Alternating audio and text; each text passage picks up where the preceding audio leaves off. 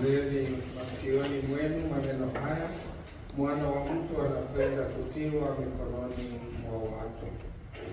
Lakini hawakulifahamu neno hili lililofichwa, walistambue, wakaogopa kumuuliza maana yake. Tumsifu Yesu Kristo. Tumeendelea na Injili ya Luka, na kama tulivyosema, Injili ya Luka mada yake kubwa ni kwamba Yesu anawafikia wale ambao wametengwa katika jamii, wale ambao hawana sifa, wale ambao wamedharauliwa, wale ambao hawajulikani, wale ambao wanastahili kuinuliwa. Na ndio maana tunaita Injili ya akina mama. Hapa ndipo akina mama, Injili ya Luka, unaona wanaanza kuwa na nafasi kubwa katika maisha ya Yesu. Na Luka anataka kuonyesha Yesu amekuja kwa ajili ya hawa waliobondeka moyo.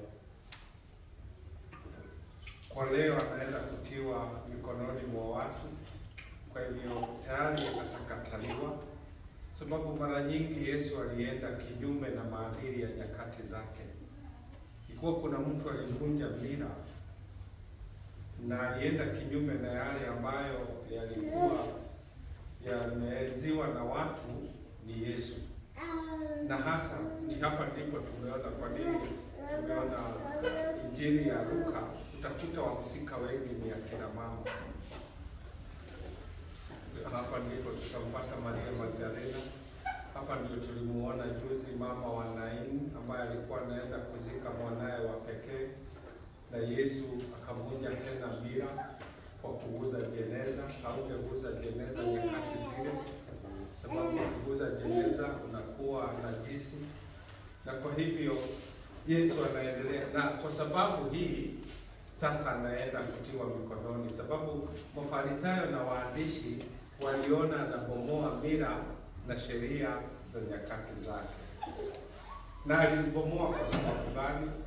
Alizibomoa kwa sababu waliona kuna jambo linalohitajika zaidi. Lililohitajika sana ni kuonyesha huruma. Ni kuonyesha huruma. Ni gani lililo la maana? Kuguza ama kumrudisha hai mtoto wa pekee wa mama? Si ni kweli? Kuonyesha kutii mila ama kutii Mungu katika upendo. Huyu mama alihitaji upendo wa Mungu, alihitaji kitulizo cha Mungu, na ndiyo maana Yesu hakujali kama amevunja mila, lakini alijali kwamba ametuliza moyo wa mtu. Kumbuka Jairo, askari huyu jemedari mwenye tunatumiana maneno yake, mstahili kuingia kwa kusema neno. Hakuwa Myahudi, lakini alitumana ambia Yesu aje kwangu, mtumishi wangu ni mgonjwa. Yesu kwenda kwa mpagani ilikuwa kinyume na sheria. Haikustahili yeye kwa mpagani. Mpagani waliabudu miungu, na Yesu alienda. Na hasa alienda kwa sababu wazee walimsikia kumwambia, huyu mtu ametusaidia kujenga sinagogi. Kwa hivyo watu walikumbuka tendo jema la mtu wa nje, huyu mpagani, sababu unawasaidia kujenga sinagogi. Sinagogi ndipo walipoenda kusoma Torah. Hapo ndipo Yesu alipoenda kufundisha sinagogi zote. Na Yesu aliposikia amesaidia kujenga sinagogi, huyo amesaidia kueleza ufalme wa Mungu. Yesu akaenda. Akiwa kwa gate, hata yule jemedari hakukubali Yesu aingie. Akasema, sababu mimi ni jemedari na niko na askari chini yangu, huwa natumana tu na wanafuata sheria.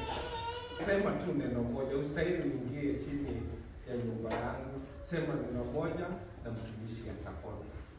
Yesu akatangaza, Israeli nzima hakuna mtu mwingine ana imani kama huu. Again, kutangaza mpagani ni kama mtu akuje aseme afadhali Muislamu kuliko mimi. Of course Kwa hivyo ndio kawaida sisi tutajiondoa na kusisi kweli. Lakini itakuwaje Yesu asifu mpagani kuliko watu wengine wote Israeli? Ni kwa sababu alipotazama moyo wa huyu na matendo yake ni mazuri hata kuliko wale ambao Mungu alikuja kati yao. Na ndio maana sasa tunajua wamemkataa Yesu, na sasa Yesu anaenda kuteswa na kuuawa. Na aliposema amekataliwa na watu, hakumaliza tu wamemkataa, watamkamata, watamuua, lakini siku ya tatu atafufuka. Tumeambiwa hawakuelewa, lakini hakuna mtu aliyethubutu kumuuliza. Of course kuna mambo tunashindwa kuuliza waziwazi, na hata wanafunzi wake hawakuelewa hapa. Lakini aliposema amekataliwa, alijua waliomkataa sana ni Mafarisayo na waandishi, na ndio nyakati nyingi aliwaita hypocrite, sababu kwa mioyo yao walikuwa mbali na Mungu, lakini matendo yao yalionekana kama wako karibu na Mungu. Na hasa walihimiza matendo ya nje kuliko matendo ya ndani. Na kwa hivyo Yesu akawa in coalition nao kila wakati, na sasa amejua. Sasa tunaelekea, sababu sasa ambao amekataliwa, anajua sasa wanafanya mbinu ya kumkamata, na tunajua watampeleka mahakamani, watamsingizia mashtaka ya bandia ili waweze kumuua. Lakini tunajua kwa njia ya ufufuko Yesu alidhalalisha haya mambo yote, na ndio naona ufufuko wa Yesu ulimaliza kabisa aibu ya mateso, aibu ya Injili.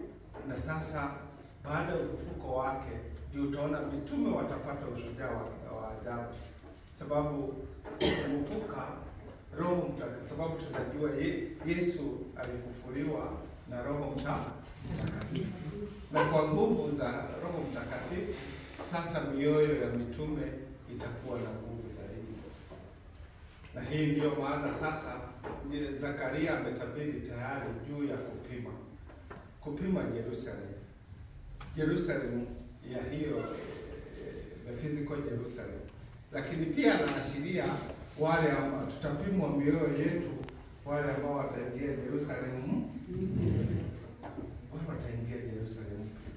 Na hii Jerusalem mpya itajengwa nini? Itajengwa kwa roho na kwa kweli, in the spirit and truth. Ndio hata John atarudi akasema hamtaniabudu tena katika mlima, hamtaniabudu tena katika Jerusalem. Na ndio mpaka leo we don't have Jerusalem tena. Baada ya kubomolewa Jerusalem, najua Jerusalem ya kwanza ilibomolewa na Nebukadneza, ikajengwa tena wakati wa Hagai, ikakuja ikabomolewa. Herode akajenga a very beautiful temple, pia ikaja ikabomolewa. Tangu hiyo ibomolewe mpaka leo hatuna Jerusalem, there is no temple, na ile tu msikiti kubwa iko. Na Jerusalem sasa siku hizi imekuwa invaded. Karibu 3/4 ya Jerusalem is Islam.